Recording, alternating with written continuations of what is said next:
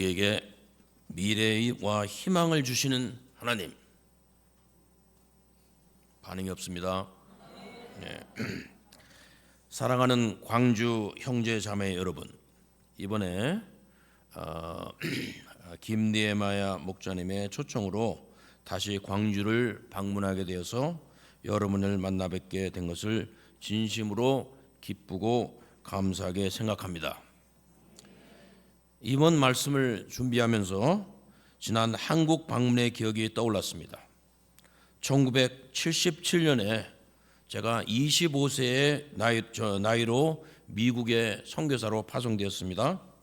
그리고 17년 후 1994년 제가 42세였고 제 아들, 네 자녀들과 함께 같이 이곳 광주에 왔습니다. 그 후부터 9년 후인 2003년에 이제 51세가 되었을 때 미국 시카고에서 세계 선교 역사를 감당하신 이사무엘 선교사님이 소천 이후 급변하는 세계 정세 속에서 믿음의 삶을 어떻게 살아야 될지 깊이 고민했습니다. 그래서 그때 믿음으로 살기로 한 다니엘의 말씀을 전했습니다. 이제 22년이 지난 후 이곳에서 다시 여러분을 뵙습니다. 오늘 말씀을 통해서 지난 반세기 동안을 돌아보며 하나님께서 저와 저의 세대를 통해서 어떻게 일하셨는지 함께 묵상해 보고자 합니다. 소망의 하나님, 역사의 하나님께서 여러분과 함께 하시며 풍성한 은혜를 부어주시기를 기도합니다. 기도하겠습니다. 하나님 아버지, 오늘 저희가 이곳에 와서 마음을 다하여 기쁨으로 예배할 수 있는 은혜를 주셔서 감사합니다. 예수 그리스도의 은혜가 저희들에게 충만하고 또 하나님의 임재하심이 저희들에게 있습니다. 오늘 말씀을 통해서 하나님께서 저희들에게 말씀하여 주시고 저희들이 살아야 할 기본이 무엇이며 무엇을 위해 기도하고 살 것을 알게 하여 주시옵소서. 감사하고 예수님의 이름으로 기도합니다. 아멘. 첫째, 하나님은 바빌론에서 새로운 삶을 축복하십니다. 1절에서 8절입니다. 예레미야 29장은 이사야서와 다릅니다. 이사야서는 아시리아로부터의 구원의 역사를 선포했습니다. 그러나 예레미야는 바빌론을 통한 심판의 상황에서 전한 말씀입니다. 이사야 때만 해도 이스라엘과 유다의 형편은 하나님의 구원을 기대할 만큼 소망의 등불이 있었습니다. 왕도 히스기야와 같은 왕이 있어서 참 하나님을 경외하는 사람들이 있었습니다. 그러나 60년과 한 100년 사이에 예레미야 때에 북이스라엘은 벌써 아시리아의 멸망을 당했고 유다도 영적으로 무너져서 이제 그 되돌릴 수가 없는 그러한 망가진 상태에서 이제 하나님의 심판을 기다리고 있는 그러한 절박한 상황이었습니다. 이처럼 바벨론이 이제 예루살렘을 무너뜨리고 왕은 두 눈이 뽑히고 왕자들은 왕의 앞에서 살해당하며 성전을 불타고 많은 사람들이 포로로 비참하게 끌려가는 그러한 형편이었습니다. 그런데 하나님은 놀랍게도 이 포로로 끌려간 바벨론에 끌려간 이스라엘 백성들에게 집을 짓고 살며 밭을 일구고 열매를 맺고 결혼하여 자녀를 낳아 번성하라. 절대로 줄지 말고 번성하라 하는 이상한 말씀을 주셨습니다. 그리고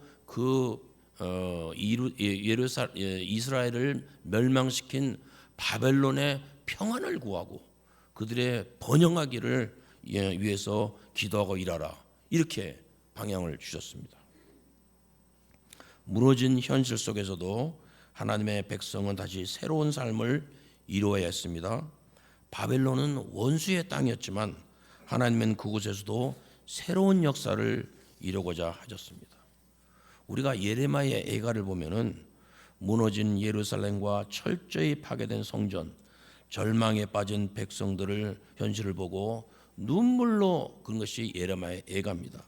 성벽은 무너지고 예배는 중단되었으며 생존마다 위협받는 상황이었습니다. 그러나 바벨론의 땅에서는 최소한의 질서와 안정이 있었고 백성들은 밑바닥에부터 시작하여 새로운 기회를 모색할 수 있었습니다. 하나님께서 그들을 바벨론에 보내신 것은 단순히 징벌이요 심판이 아니라 새로운 시대와 사명을 위한 구속사적인 섭리였던 것입니다. 그들은 그곳에서 다시 가정을 세우고 공동체를 이루며 하나님의 뜻을 발전해 나가야 했습니다. 우리가 이제 하나님의 그 세계 구속 역사를 보면은 아브라함으로부터 시작해서 요셉 때까지 70인이 돼서 그들이 이제 애굽에 가서 400년 동안 큰 민족이 됐습니다. 노예가 돼 가지고 고생할 때 모세를 통해서 출애굽하고 또 출애굽해서 40년 동안 강해져 있다가 거기 이제 이 약속의 땅에 들어가서 거기서 살다가 이제 하나님은 이들을 제사장 나라요 거룩한 백성으로 삼았지만 이들은 살기에 바쁘고 그러다가 우상 숭배에 빠져가지고 죄에 빠져서 그럴 때 하나님은 이들을 바벨론이라고 하는 곳으로 끌어내셔서 그들을 거기서 이제 이 사방으로 흩으셨던 것입니다.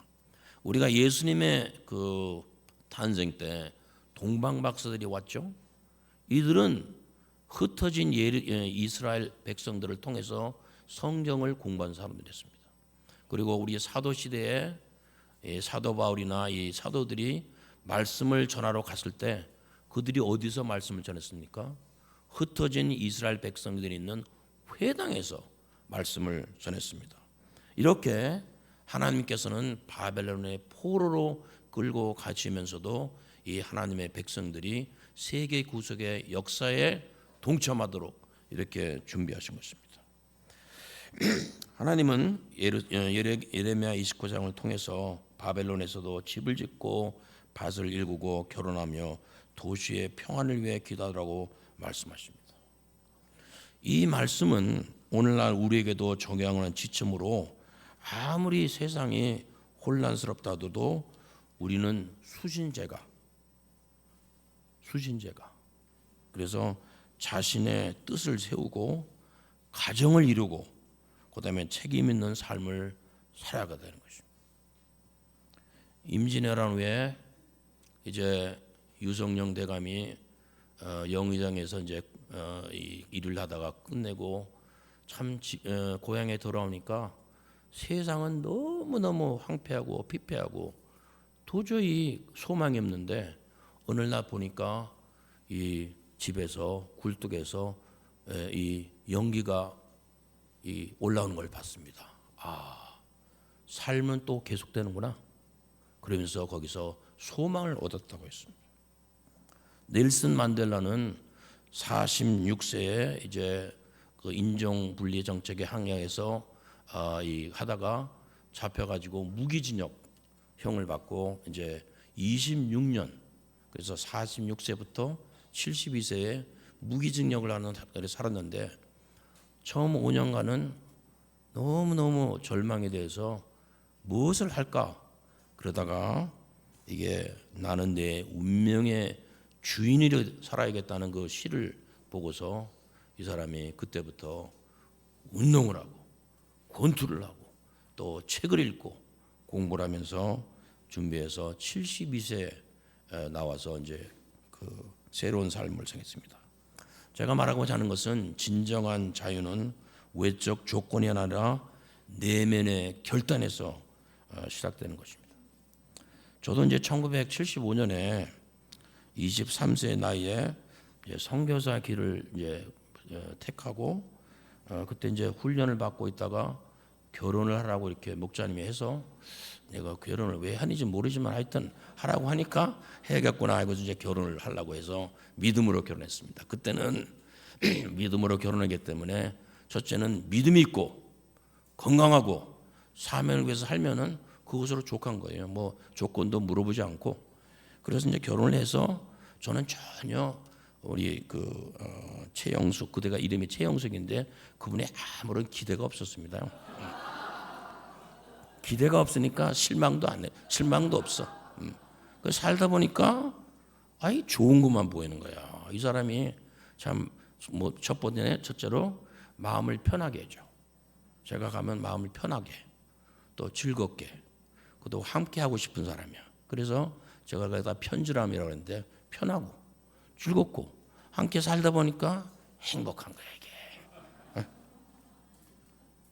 그리고 제가 이제 60년 70년대 이제 중고등학교를 다녔는데 그때만 해도 이제 외국 사람들이 오면은 한국에 대한 인상이 어떻습니까? 물어봤다고. 그러니까 이제 외국 사람들이 이렇게 뭐 할 말이 별로 없으니까 하늘을 뭐 이렇게 보다가 한국은 푸른 하늘이 참 아름답네요.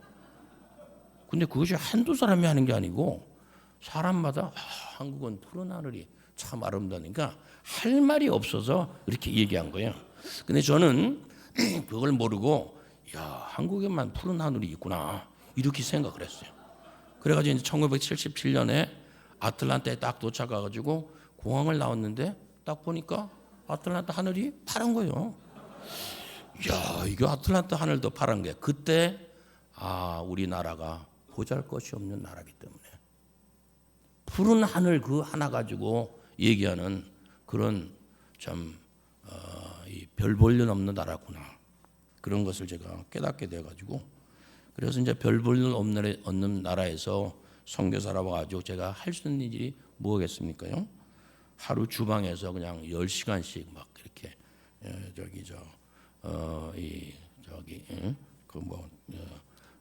캐롯이 뭐예요? 당근을 깎고 이게 햄버거를 만들고 그렇게 하면서 이제 살다가 어느 하루 나는 이제 집에 이렇게 돌아오니까 저희 아내도 잠들고 딸도 잠들고 있는데 참 남편이 와도 잠만 자고 있는 아버를 보면서 이거 어떻게 살아야 되는가. 그러나 그때 만일 내 딸이 20년 후에 지나서 어떤 아버지가 되어야 될 것인가. 내가 딸이 부끄러워하지 않은 아버지가 되어야겠다. 그래서 열심히 이제 일하고자 이렇게 했습니다. 그래서 1980년대에 볼링그린에 이제 이사가 왔고 그동안 그 후에 이제 그 경영학, 경제학 석사를 마치며 본격적인 선교사 일을 시작하였습니다. 그때 우리 사무엘 선교사님의 주신 기도 제목은 학생 선교사로 온 사람은 풀타임으로 일하고 풀타임으로 또 공부하고 풀타임으로 또 사역을 하라. 어떻게 그 풀타임으로 세계리를 하라는지 모르지만 무조건 하라니까 그렇게 하는갑다 해가지고 하다가 보니까 그렇게 됐습니다요. 예레미야 29장은 하나님께서 거기서 집을 짓고 살며 밭을 만들고 열매를 자녀를 낳고 번성하라. 세상은 늘 불안전하고 갈등과 경쟁, 전쟁은 끊이지 않지만 하나님의 백성은 어느 땅에 있고서도 그곳에서 있으면서 기본을 해야 됩니다. 그 기본이 뭐냐? 가정을 이루고 자녀를 키우는 것입니다. 이것이 믿음의 삶의 기본입니다. 20대, 30대 청년들이 가장 중요한 결단은 먼저가 내가 나의 삶의 주인으로 살겠다 하는 결단을 하는 것입니다. 그러고서 해야 될 게 뭐냐? 결혼을 해야겠다. 잡이 없어도 결혼을 해야 됩니다. 그리고 결혼할 때 너무 기대하지 말고 기대가 없으면 실망도 없어요. 그러니까 믿음이 있고 건강하고 아주 건실하면은 결혼해. 근데 아멘을 하는 사람이 없습니다요. 하여튼 그 기본을 해야 돼. 기본. 이 작은 실천에서 하나님의 도움과 축복을 체험할 수 있습니다. 우리가 믿음으로 아무것도 하는 거 없는데 어떻게 하나님의 도움이 체험할 수 있겠습니까?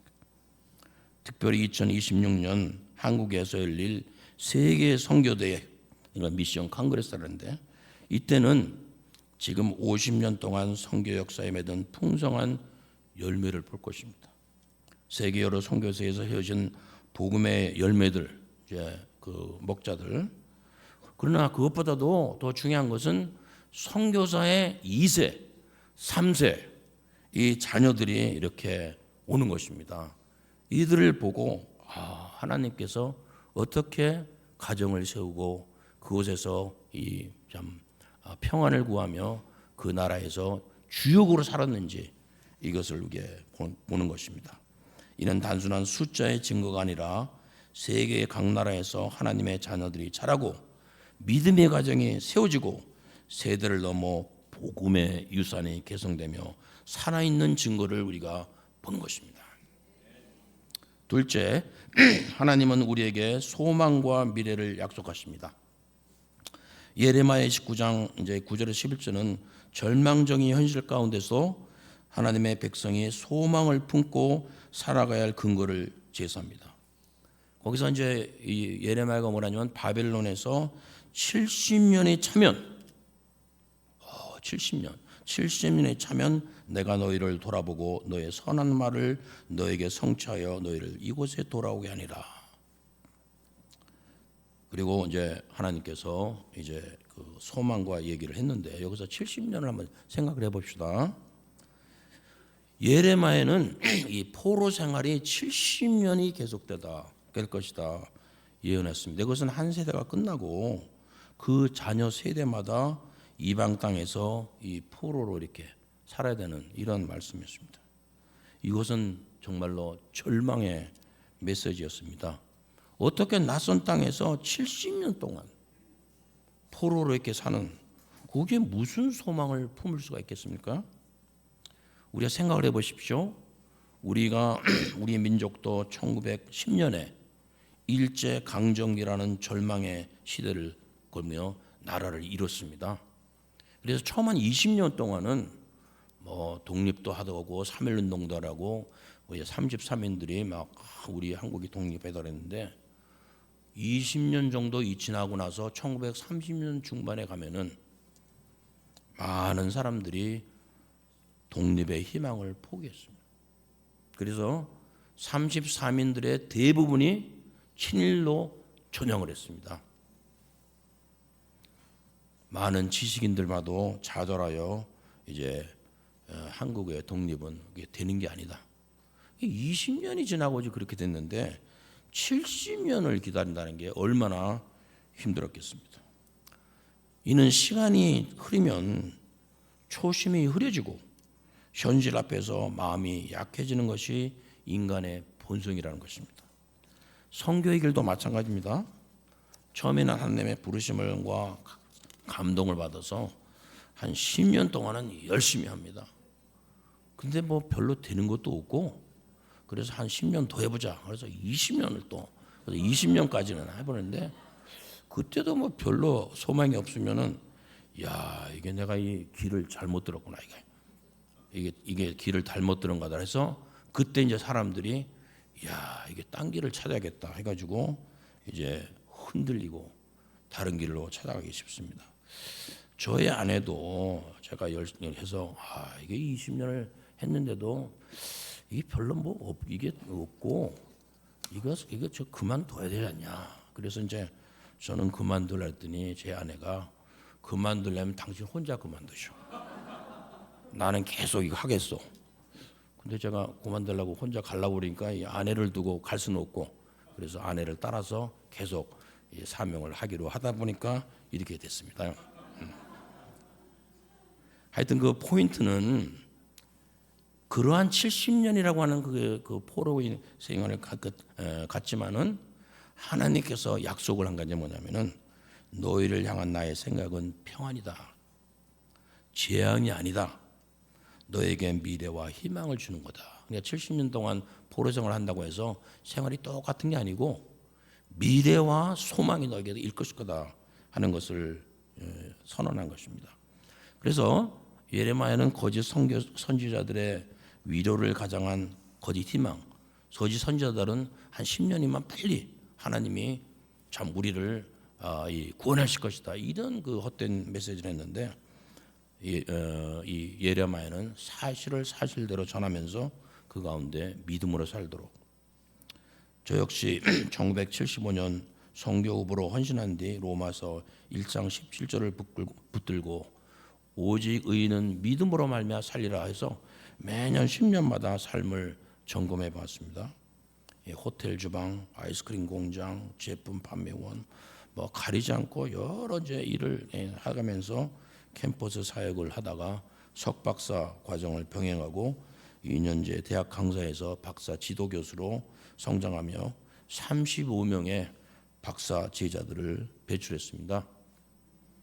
자녀들은 말씀 안에서 자라 믿음의 가정을 이루었고 톨리도 UBF는 미시간 주립대학 국제수양에서 연합 100명의 합창단으로 할렐루야와 글로리를 찬양하는 공동체로 성장했습니다. 모두 하나님의 신실하신 손길 덕분이었습니다.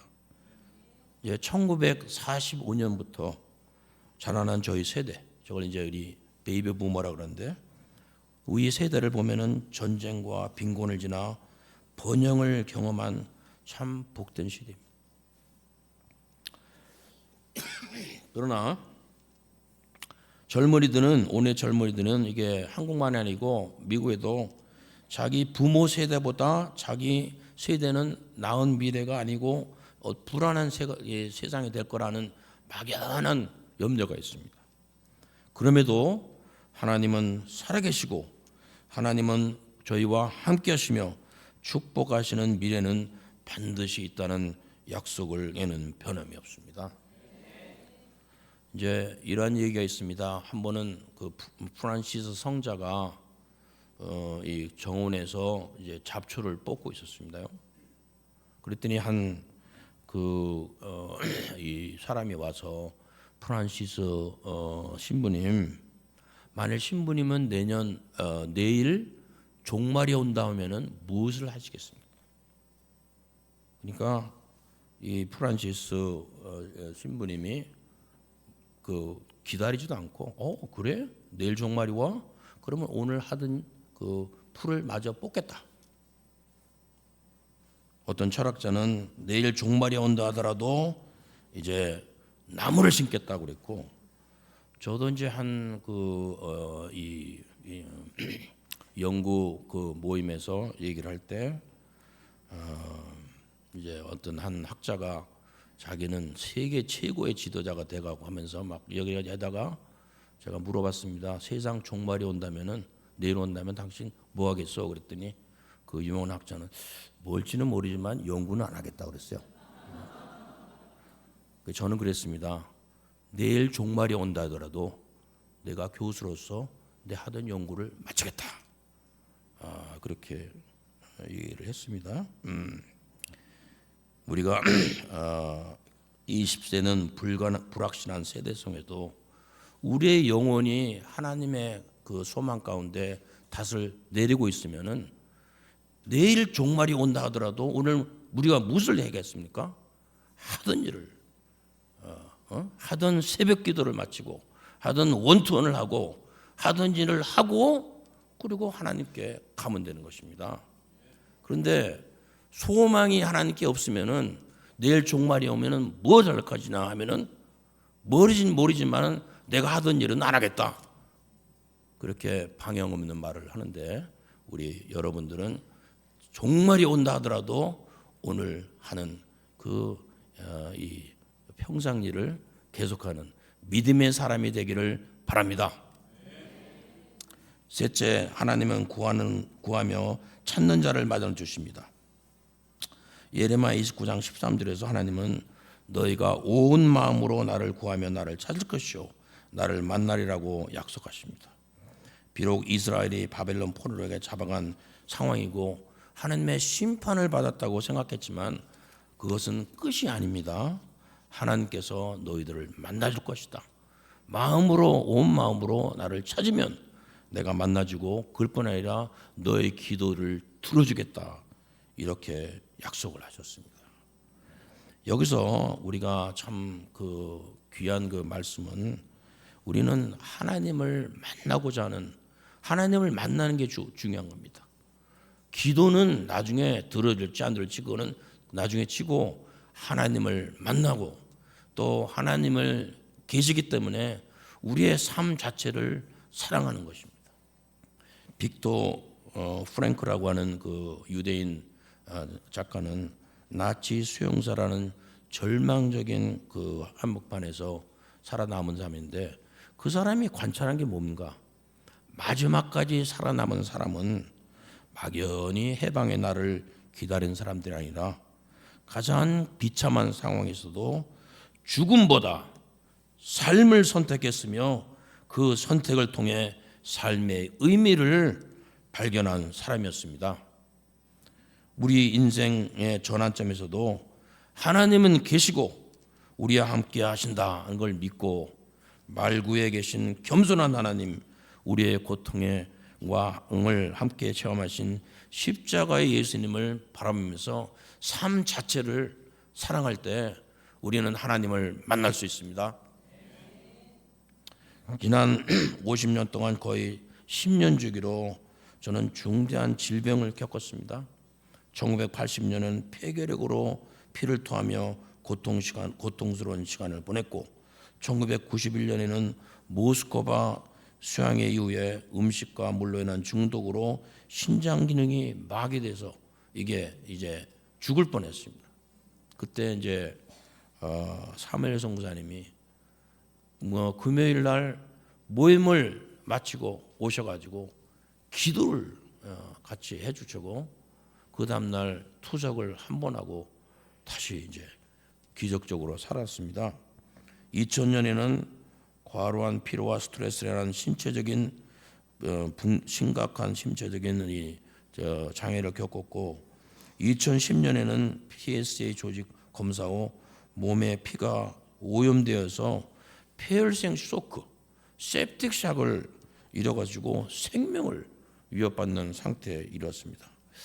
이렇게 반복되는 생사의 위기 속에서도 하나님은 기적적으로 살려주시고 연약함과 고통 가운데 하나님을 살아계심을 체험하고 하나님을 만났습니다. 또 제가 이제 믿음의 생활을 하면서 참 겪은 그 아픈 그 일들은 외부의 핍박이나 이런 재정 문제나 그런 것보다도 갈등으로 인한 분열의 역사가 우리에게 있었던 것입니다. 그것은 1970년, 1990년, 2000년 등 그래서 이게 지금까지 같이 예배 보고 같이 이렇게 하다가 어느 순간에 그냥 헤어져 가지고 이렇게 남이 되는 그런 그 가운데 참 어려움이 있었습니다. 그러나 그런 가운데 남은 자들은 사명을 계속 이어나갔고 현재 사명을 감당하는 세대는 지금까지도 선한 싸움을 싸우고 믿음을 지키고 달려갈 길을 맞춰 나가고 있습니다. 최근에는 시카고에서 이제 칼프 팀으로 이렇게 일하고 오하이오 콜럼버스 오하이오에서 선지자던 폴린박 선교사님의 천국 환송 예배에 참석했습니다. 착하고 충성된 종으로 살아가신 그분의 삶을 통해서 저 역시 초지일관 살아야겠다 이렇게 다짐하게 되었습니다. 너희는 온 마음으로 나를 구하면 나를 찾을 것이요 나를 만나리라는 약속은 이게 나이가 들수록 점점 분명해집니다. 제가 이제 삶을 돌아보니까 20대, 30대에서 40대, 50대는 제가 하고 싶은 일보다 해야 될 일, 내가 남편으로서, 부모로서, 목자로서 해야 될 일을 하면서 사는 이제 삶이었습니다. 그래서 이제 60대에 제가 이제 그 후계자들에게 이 사역을 넘겨주고 나니까 아이고 이제 나도 한번 내가 원하는 삶을 한번 살아봐야겠구나. 그래서 60대는 후계자들에게 몰려든 대로 내가 하고 싶은 일을 좀 하면서 살아야겠다 하면서 한 10년을 그렇게 한번 살아봤습니다. 그래서 이제 70대 되니까 그거는 아니고 하나님 앞에서 진정으로 의미 있는 삶을 살아야겠구나 이렇게 됐습니다. 그래서 그 가운데 저의 기도 제목은 통일 한국 시대를 준비하는 것입니다.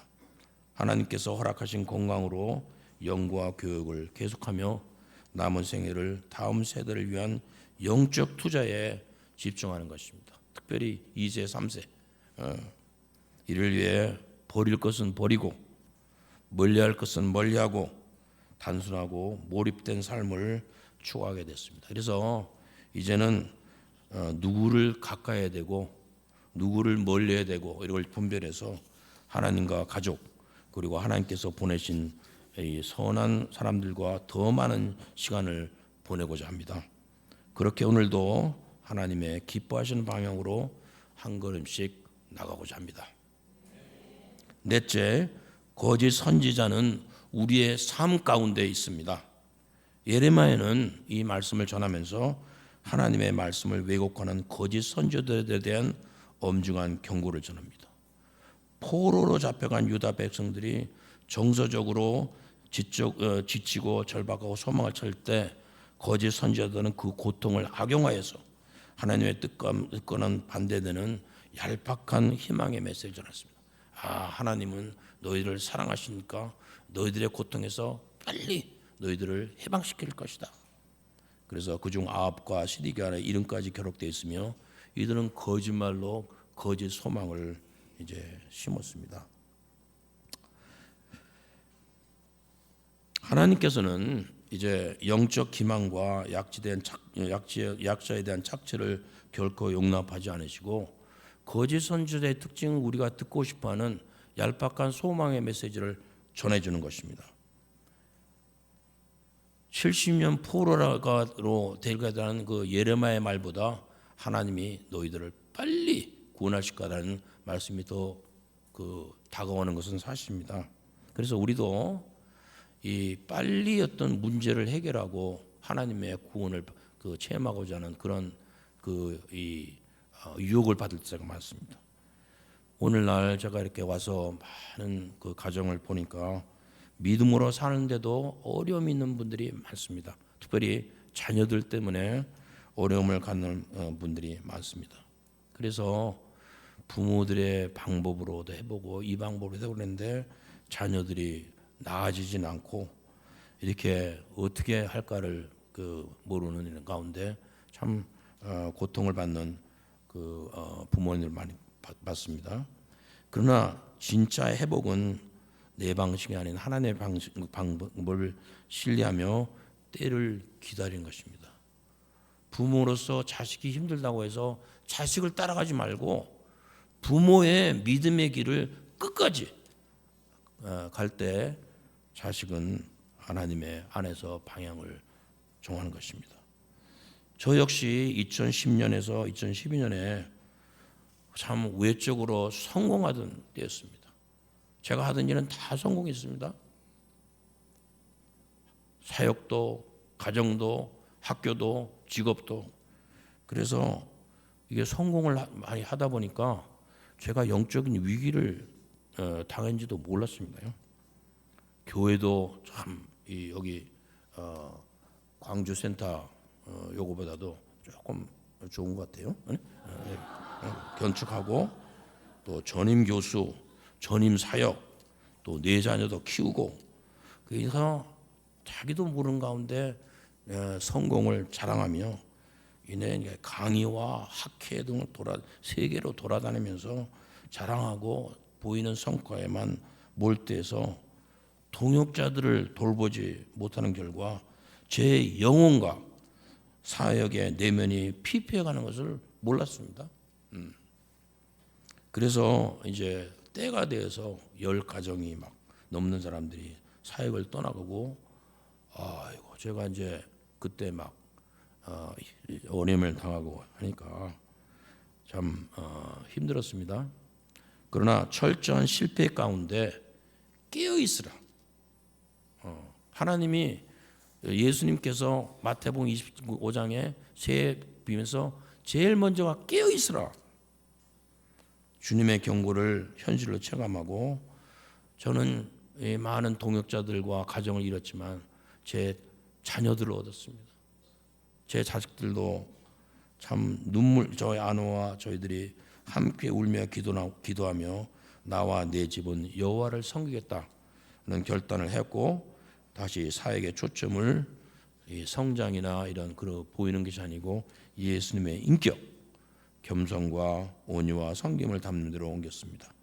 실패를 통해 회개하고 성장할 때 비로소 작은 일에 충성하며 약자를 섬기는 참된 제자가 될 수 있음을 배웠기에 앞으로도 과거의 교훈을 마음에 새기고 날마다 영적으로 깨어서 살고자 합니다. 결론적으로 예레미야 시대의 많은 사람들은 바벨론에서 가정을 세우고 그 땅에 평안을 구하라, 이건 너무나 평범한 말씀이기 때문에 이 말씀을 외면하고 막연히 기적만을 기다리며 자신들의 삶의 책임을 회피했습니다. 그들은 가정도 공동체도 세우고자 하는 노력을 하지 않은 채 불순종과 안일의 길을 택했고, 하나님은 그들을 내버려 두시니 그들의 삶은 황폐해져 갔습니다. 그러나 다니엘, 느헤미야, 에스라, 모르드게, 에스더 같은 분들은 예레미야 29장에 주신 말씀을 순종했습니다. 그래서 그 시대를 극복했습니다. 다니엘은 바빌론 궁전에서 왕의 음식을 거절하며 믿음의 중심을 지키고자 하는 결단을 했습니다. 느헤미야는 금식하며 무너진 성벽을 재건하였으며 에스라는 말씀 연구와 가르침에 헌신했습니다. 모르드게는 무시받는 한갓 성문지기의 성문지기의 그 삶을 살면서도 믿음으로 2세 에스더를 양육했습니다. 그들의 삶은 아주 평범한 것 같았으나 절망의 세대를 극복한 별과 같이 빛나는 삶이었습니다. 이들의 삶은 후일 말세를 살아갈 제자들에게 깨어있으라, 착하고 지극히 작은 일에 충성하라, 착하고 충성한 종이 되라, 그리고 지극히 작은 자 하나를 배려하고 돌보라는 예수님의 가르침이 고스란히 드러나 있습니다. 제가 여기 광주에 와서 이렇게 보니까 제가 무엇보다도 감사한 것이 여러분들이 이렇게 평범한 듯하지만 중요한 이 기본을 지키며 말씀에 이렇게 거하는 것을 보고 제가 너무도 감사하고, 이것을 하는 것이 이 시대를 극복하고 진정한 시대의 주인이 되는 것입니다. 오늘의 혼란한 국내외 정세 중에서도 우리는 어떻게 살아야 됩니까? 예수님을 구주로 믿고 하나님과 동행하며 믿음으로 살고자 결단하고 가정을 세우는 것입니다. 결혼하는 것입니다. 결혼하는 것입니다. 공동체의 평안과 번영을 위해 일하며 사람들의 행복을 힘쓰는, 그래서 저의 기도 제목은 3가지입니다.